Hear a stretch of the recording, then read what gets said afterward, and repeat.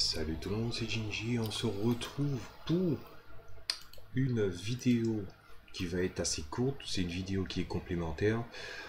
J'avais l'intention de vous parler de 5 chaînes que je suis ardemment avec, avec une certaine envie, voilà, et je me suis dit, je l'ai volontairement laissé de côté pour pouvoir le faire rapidement, donc je le fais. Je vais parler de 5 chaînes que je suis.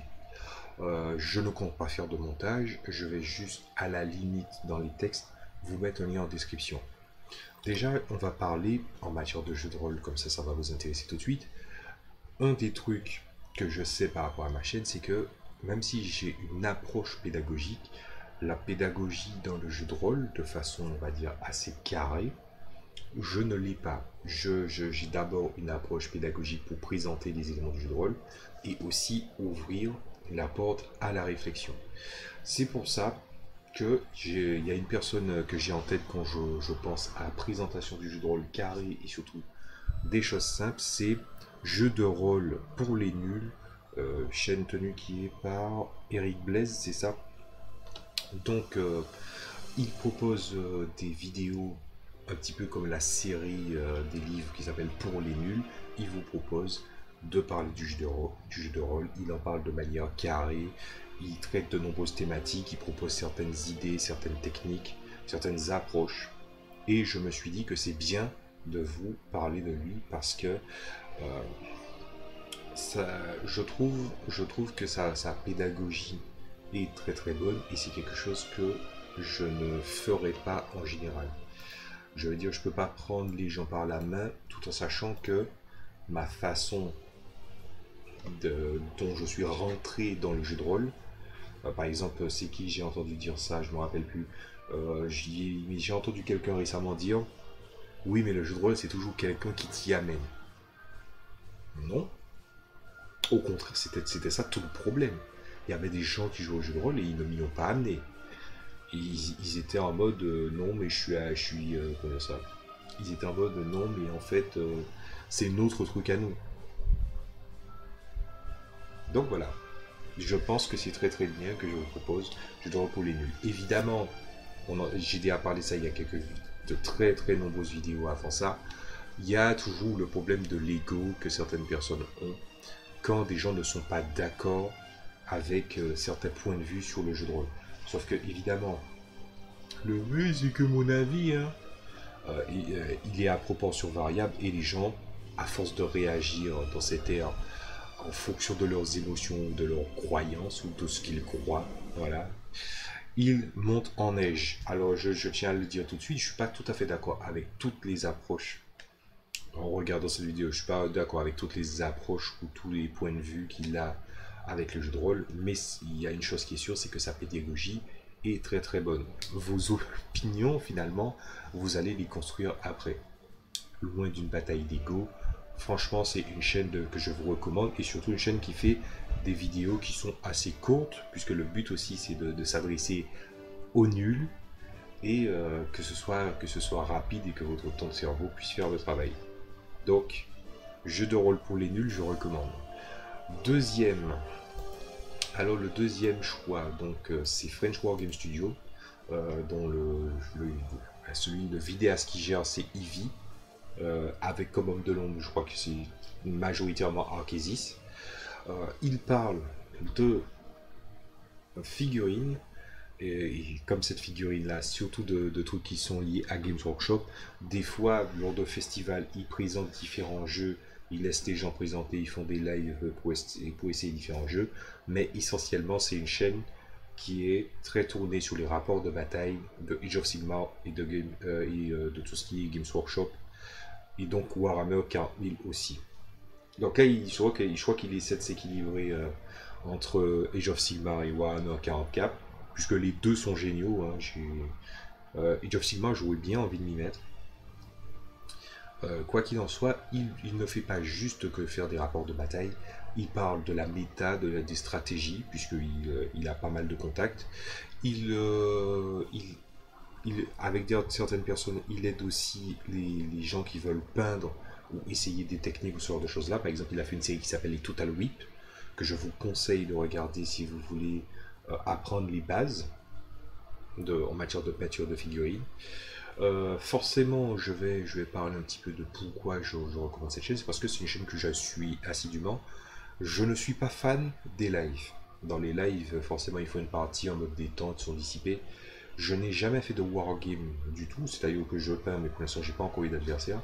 Je ne sais pas ce que c'est l'ambiance quand tu joues finalement avec des personnes et comment ça se passe. Est-ce que c'est toujours aussi dissipé? Mais en tout cas, ce n'est pas un modèle que j'apprécie beaucoup. Mais il fait suffisamment de parties enregistrées pour que les gens n'aient pas à se plaindre. Et les épisodes enregistrés, souvent, je les regarde quand vraiment j'ai du temps de cerveau de disponible. Ce qui malheureusement n'est pas tout le temps le cas. Petit bémol, parce qu'on va en mettre un forcément, pour que ça équilibre, j'aurais voulu qu'il traite un petit peu plus de... Bon, Necromunda, j'avoue, ça doit être une purge, mais j'aurais bien aimé qu'il fasse plus de kill team. Voire même qu'il fasse du kill team tout court.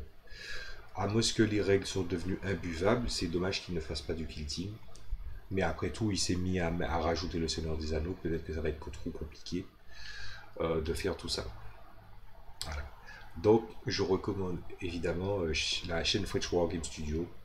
Une chaîne qui commence à avoir une certaine importance, puisque c'est comment dire ça, la communauté autour de French Wargame Studio fédère comment dire ça, fédère finalement les gens qui sont des joueurs de 40K, des joueurs de Games Workshop, mais aussi des joueurs de jeux de figurines tout court. Mais évidemment, il ne faudra pas forcément écouter les gens qui viendront dire oui, mais si YouTube du Games Workshop. Je pense que s'il y avait un jeu intéressant et qui est surtout selon les goûts de la personne qui gère la chaîne, il le jouerait. Voilà. Je voudrais bien qu'il fasse du kill team. Il n'y a pas assez de gens qui traitent du kill team. J'ai bien envie de voir des gens qui traitent du kill team. Bref, troisième vidéo, toujours dans la partie mini, c'est AS Miniature. Hein, Cocorico et patati et patata. Parce que, voilà, quitte à parler de trucs, je vais parler des trucs de francophones. Donc AS Miniature, c'est un professionnel qui travaille de la peinture de figurines également. J'ai appris énormément de choses grâce à lui. Pour l'instant, la seule chose que j'ai à dire, c'est qu'il fait des vidéos, une vidéo par semaine, et ce format est plutôt bon pour quelqu'un qui, à côté, doit aussi peindre. Et je crois qu'il a commencé un podcast avec sa copine. Il y a 2 épisodes pour l'instant, pour parler un petit peu finalement de l'activité autour des figurines et tout ça. Très intéressant, que je serais prêt à écouter et réécouter. Bon, là, j'ai pas trop de choses à dire sur AS Miniature, sinon qu'il fait de l'excellent travail et que j'ai beaucoup progressé grâce à lui. Non, je crois que c'est tout. Voilà. Ah oui, aussi, forcément, il a une série de rapports de bataille un petit peu scénarisés, où en fait, lui ou sa copine, ou les deux, ils interagissent lors de rapports de bataille avec un point de vue de narrateur extérieur pour parler des stratégies ou ce genre de choses-là. C'est dommage qu'il n'en fasse pas, il ne puisse pas en faire plus souvent. Mais c'est vrai que si le repas du temps il est pris, il est pris. Voilà, donc ça c'était le troisième, AS Miniature. Ensuite, le quatrième, c'est Miniac. Alors Miniac, c'est un petit peu un piège parce que je recommande 5 chaînes, mais en fait je vais en recommander 6. Parce que Miniac, vous le connaissez si vous aimez tout ce qui touche à la figurine, et c'est pas forcément du Games Workshop, mais que vous aimez tout ce qui est art au niveau de la figurine. Anglophone, donc déjà, voilà, hein, ça va calmer tout le monde. Au niveau du travail, des techniques et de ce qu'il a à montrer, je pense que sa réputation n'est plus à faire. J'aime bien son humour, j'aime bien son approche des figurines, sa façon de parler, de raconter certaines choses. Et je pense que c'est d'autant plus intéressant de le suivre sur sa seconde chaîne avec un de ses amis, que je ne vais pas recommander tout de suite parce que pour l'instant il n'y a pas beaucoup de vidéos, mais la première vidéo qu'il a fait de l'ami de Miniac, c'est vous peignez le en trou métallique métal mal, Et effectivement, quand tu vois son niveau de détail avec le True Metallic Metal, c'est quand vous peignez avec des pigments métalliques. À l'inverse du non Metallic Metal, où on simule une armure métallique avec les reflets, la texture et ce genre de choses-là. Et effectivement, les deux tiennent une chaîne qui s'appelle Trap Under Plastic. Je suis très en retard au niveau des podcasts, mais même si voilà, l'anglais, c'est pas, même si je le comprends, c'est pas encore tout à fait ça.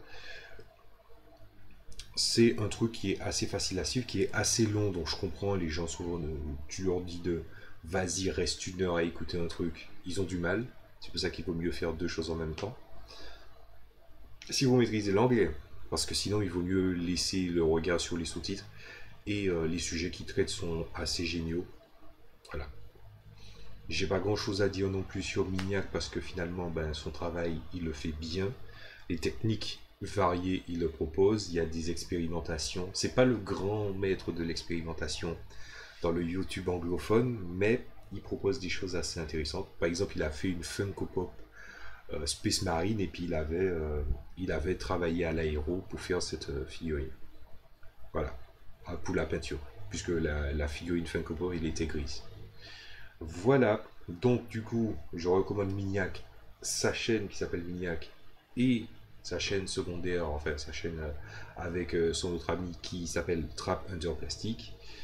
Et le dernier, c'est Bruce Benamant, donc la chaîne Y Penser, parce que c'est une chaîne qui parle de science. Et beaucoup de choses m'inspirent, même des matières que voilà, qui ne me touchent pas, des choses qui ne me touchent pas, des choses que voilà, et je suis pas, j'ai pas beaucoup d'affinités, peuvent m'inspirer. Et la science m'a déjà souvent inspiré, pas forcément pour des éléments de science-fiction, mais sur des choses tout court. Voilà. Et comme il fait de la vulgarisation scientifique, je connais pas ses activités parce que c'est vrai que c'est une vidéo, je suis pas abonné à sa chaîne, mais je suis sa chaîne. C'est dans le dossier non abonné, tac. De temps en temps, j'y jette un œil. Euh, la vulgarisation scientifique, je pense que c'est quelque chose qui est très important pour sensibiliser les gens et aussi, finalement, tout ce qui est science dure, c'est toujours finalement, en fait, toutes les sciences en général, mais surtout les sciences dures, c'est très difficile de rendre ça sexy, si vous voyez ce que je veux dire. Et il contribue, bon, pas forcément à rendre la chose sexy, mais en tout cas accessible pour tout le monde. Et il y a aussi le fait que, bon, bah, il a fait une FAQ dernièrement pour parler du nouveau fonctionnement de YouTube et je trouve que c'est très intéressant.